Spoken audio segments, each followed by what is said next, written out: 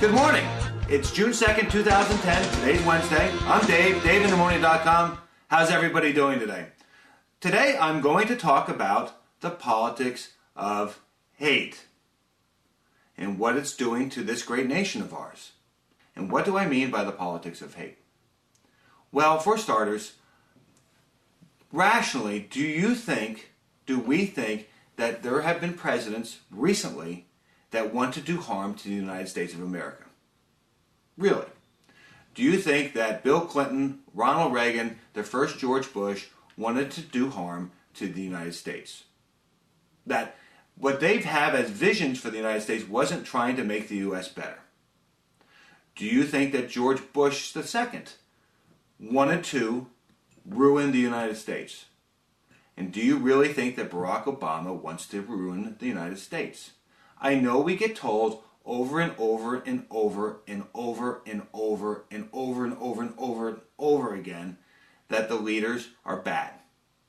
That Barack Obama is a communist, socialist, Nazi, Muslim jerk who wants to take away your freedoms and make the United States something else. That George Bush was a lying, cheating sack of crap who wanted to invade Iraq to make his friends rich in the oil industry and make Halliburton grow into a larger corporation and extend world power and dominate everybody. I know that. I know that's what we're told. I don't think it's right. And you shouldn't think it's right. The people screaming at the top of their lungs on the radio and on TV do it for ratings. They do it so that you watch. They do it so that you become emotionally charged and watch again. Politics is not a sporting event. It's just not. It's not. There's not a good team and a bad team. There's our team. We're the United States of America. We're better than this. I saw a Facebook post the other day that said, I hated Barack Obama before it was cool to hate Barack Obama. It's not cool to hate Barack Obama, dude. It's not. You might disagree with his policies, but it's very unchristian of you, since you wrap yourself around the Bible, to say, I hate Barack Obama. Don't you think? Don't you think? Hey, I hate George Bush. Again, it's an unchristian thing to say. And I don't wrap myself around the Bible. I just know it's uncool to say, I hate. I dislike Glenn Beck. I dislike Sean Hannity. I don't hate them. I do listen to them from time to time to see what they're saying. I think that if someone wraps themselves with a flag and screams freedom and screams how everybody else is dorked up except for them and you need to listen to just them, I think that they're not a good person. That's what I think. I don't understand why people in our country hate right now. I don't understand why I had neighbors turning their flags upside down, friends turning their flags upside down after health care passed. I don't understand why congressmen who are trying to get anti-abortion measures put into the health care bill had death threats. Why? Why would you do that? Here's a good guy trying to do something good that he believes in, coming up with a compromise. Joe Stupak coming up with a compromise, and you give him death threats? What is wrong with you people? What's wrong with you? Hey, folks, here's one. If you're sending me emails that have a fat lady singing and angels and talk about the Constitution, freedom, founding fathers, the soldiers, God bless America, Jesus Christ, and you don't know what you're sending me, don't send it to me. It doesn't mean anything to me.